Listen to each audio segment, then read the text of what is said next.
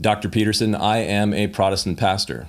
I've heard your message, and I hope, if by some miracle, this finds its way to you, and you'll take a few minutes to listen to my response. While I don't think it is completely presumptuous of you to dare to speak to Christian churches, I do have some thoughts in response. I'm actually glad that you have something to say to the church. In fact, I believe you've unwittingly been speaking a message to the church for at least the last 6 years.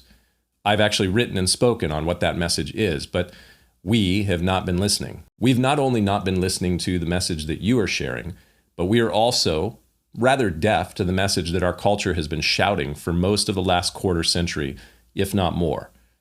Our culture has changed. That's not saying much. Cultures are always changing, especially in a heterogeneous environment such as ours. But our culture, because of the tremendous heterogeneity that the internet has introduced into it over the better part of the last 30 years, it has slid or shifted dramatically.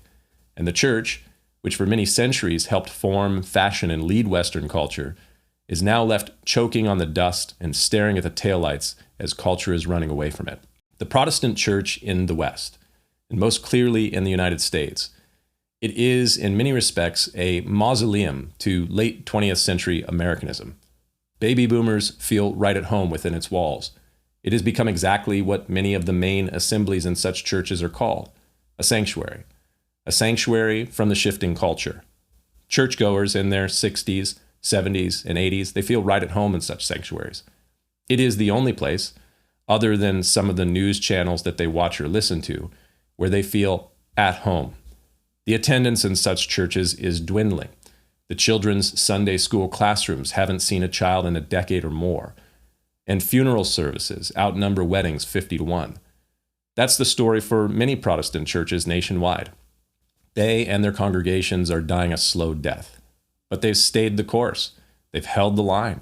The rooms look, feel, and smell like 1982, and the octogenarians in the pews feel safe and secure from the culture outside their doors. And yet, those outside their doors are the very ones that they were commissioned to reach 2,000 years ago. Now, while that is the story for many Protestant churches nationwide, that is not the story for all.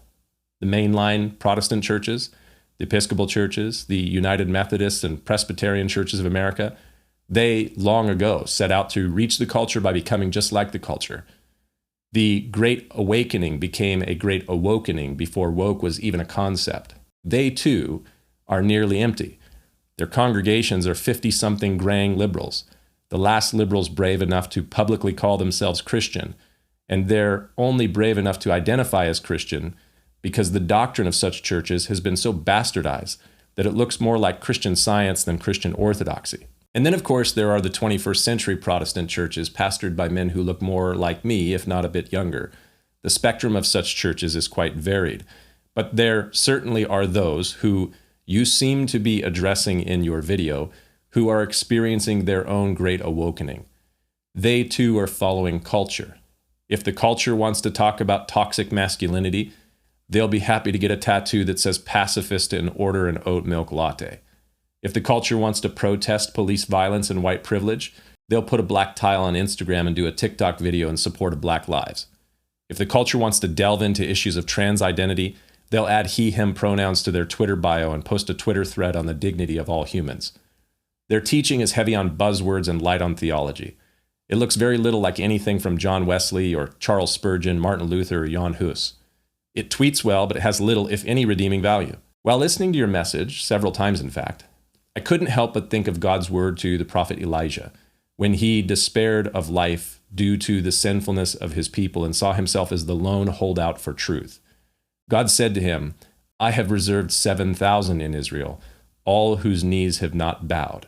There are actually many churches in this nation and in other nations that have not bowed to the toxic ideologies of our culture. You want churches to call out to young men. We've been doing that for a long time, and we'll continue to do that.